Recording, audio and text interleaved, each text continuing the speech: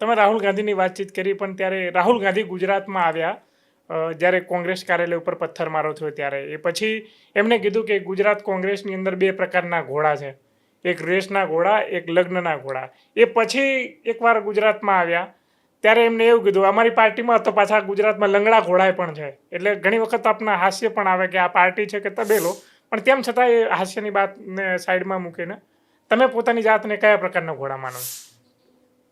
હું તો કાર્યકર છું અને સૈનિક છું કોંગ્રેસનો. ધન્યવાદ. કામ કરતા રહેવાનું.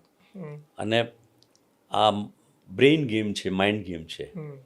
એટલે ઉંમર કે સમય એને રોકી શકતો નથી. એટલે હું મારું કામ, આ બી એક ભાગ છે તમને મળવા આવવાનું. બિલકુલ. કે આ વિચારધારાને કેવી રીતે દૂર દરાજ સુધી લઈ જવી, અને નવી પેઢી, ઝેનઝી, નવા લોકો, નવા યુવાનો, સામાન્ય વર્ગના લોકો, એને કેવી રીતે ઓપોર્ચ્યુનિટી એને કેવી રીતે અપાય, એ વિચારધારાને બળ આપવા, પ્રોત્સાહિત કરવા, મને જે કંઈ સમજ આવી છે એ સમજ શેર કરવી, આપવી, અને તમારા જેવા પાસે જે કંઈ જ્ઞાન મળે એ લેવું, એ કરવાની કોશિશ છે. તેમ છતાંય રાહુલ ગાંધીની આ જે વાતચીત છે કે એ છટણી કરવાની વાતચીત હતી કે ભાઈ કોંગ્રેસની અંદર કંઈક સુધારો આવી શકે, તો તમારી જે વિચારધારા લોકો સુધી પહોંચાડવા માંગુ છો એ મુજબ ક્યાંય ને ક્યાંય એવું લાગે છે કે છટણી કરવાની જરૂર છે આજે પણ ગુજરાત કોંગ્રેસમાં એવા નેતાઓની? આમાં હું માનું છું કે કોઈ પણ પોલિટિકલ પાર્ટીની પ્રોસેસમાં છટણી કરવાની, તમે યોગ્ય વ્યક્તિઓને કામ સોંપતા જાઓ એટલે આની જાતે કામ આગળ વધતું જાય છે. એટલે એના માટે આને કાઢો ને રાખો ને આ કરો ને એ બધી આ જે ચર્ચા, મીડિયાના શબ્દ પ્રયોગ બહુ ભારે છે. આને કોરાણે રહી ગયા. હું તો હમણાં વાંચું, હું તો જનરલી કોમેન્ટ પણ નથી કરતો કે સોલંકી જૂથની બાદ બાકીને મને ખબર જ નથી પડી કે શું નિમણૂક થઈ ને ક્યાં બાદ બાકી. આઈ એમ નોટ કન્સર્ન. હું જ્યારે બી નવા પ્રમુખો મારા સિવાય 6-7 પછી બી આવ્યા, તમે કોઈ પણ પ્રમુખ, એક્સ પ્રમુખને, ચાહે સિદ્ધાર્થભાઈ હોય, ચાહે શક્તિભાઈ હોય, ચાહે તમે જગદીશભાઈ હોય, કે તમે બીજા કોઈને જઈને પૂછી લો કે મેં એક પણ નામની ભલામણ કરી હોય તો એ એમનું રોલ છે, એ એમનું કરે. એ ઉપર કે ઇન્ચાર્જ જનરલ સેક્રેટરી છે, ટીમ છે, આપણને જે રોલ આપે, આપણને જે કંઈ મૂક્યા હોય. અત્યારે પોલિટિકલ એફેર કમિટીમાં છીએ તો એમાં જે રોલ, ચર્ચા, વાતચીત, વિચારો મૂકવા એ મૂકીએ છીએ. તમે યોગ્યતાની વાત કરી કે યોગ્ય વ્યક્તિને યોગ્ય રોલ આપે તો સારું કરી શકે. તમને ગુજરાતના સંગઠનથી અને ગુજરાતની જનતાથી અને ગુજરાતની રાજનીતિથી સારી રીતે વાકેફ છો, ખાસ કરીને કોંગ્રેસના સંગઠનથી. તમે સંગઠનના માણસ પણ છો, અમે પણ માનીએ છીએ, તમારા પ્રતિસ્પર્ધી પણ માને છે. તમને જમ્મુ કાશ્મીરના પ્રભારી બનાવવામાં આવે તો ક્યાંય ને ક્યાંય તમને એવું નહીં લાગતું કે મારી યોગ્યતા પ્રમાણે મારે ગુજરાતમાં હોવું જોઈએ, આ સ્થિતિ મુજબ મારે ગુજરાત કોંગ્રેસને મજબૂત કરવી જોઈએ, છે જમ્મુ કાશ્મીર મોકલે?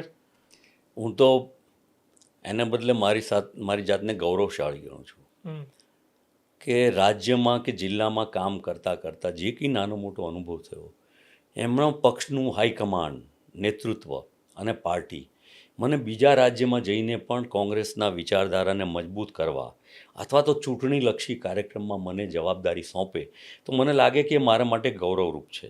અને મને પણ ત્યાં શીખવા મળે, ત્યાંના સંજોગો, ભૌગોલિક પરિસ્થિતિ, રાજકીય પરિસ્થિતિ, સામાજિક પરિસ્થિતિઓ, બોર્ડર સ્ટેટ, અને કેટલા બધા ઇસ્યુ, એક તરફ ચાઇના આવે, એક તરફ પાકિસ્તાન આવે, અને જાત જાતના ઇસ્યુની વચ્ચે સંઘર્ષમય તમારે જે કામ કરવાનું અભ્યાસ કરીને તેવું ક્યાંક બીજે પણ, જેમ પંજાબ મોકલ્યા હોય તો પંજાબ પણ બોર્ડરનું રાજ્ય, તમે ગુરદાસપુર જિલ્લામાં સંગઠન સૃજનનું અભિયાનનું કામ સોંપ્યું હોય, તો હું એને એમ લઉં કે અહીંથી મને દૂર કર્યો એવું નથી ગણતો. અને આ કંઈ મારું ઈજારો નથી કે મારે ગુજરાતનું બધું કર્યા જ કરવું. એ તો કોઈ ને કોઈ કરી શકે. આ જગ્યા ખાલી રહેવાનું, ચોરાનું તો છે ને, ઈજારો નથી. નહીં, ચોરાનું કોઈ દિવસ નખો જ નથી જવાનું, ચોરો ચાલુ જ રહેવાનું છે. એટલે મારે બદલે કોઈ, બીજાને બદલે બીજો, આ ચાલવાનું જ છે.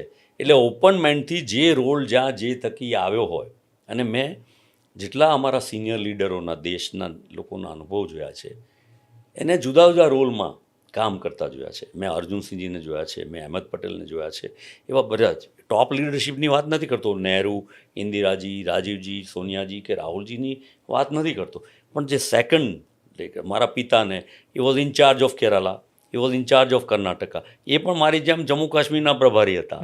એટલે ही ऑल्सो બધા મને યાદ કરતા હતા કે आपके वालिद साहब भी, पिताजी भी यहाँ आके उन्होंने जिम्मेदारी की थी ऐसे करके.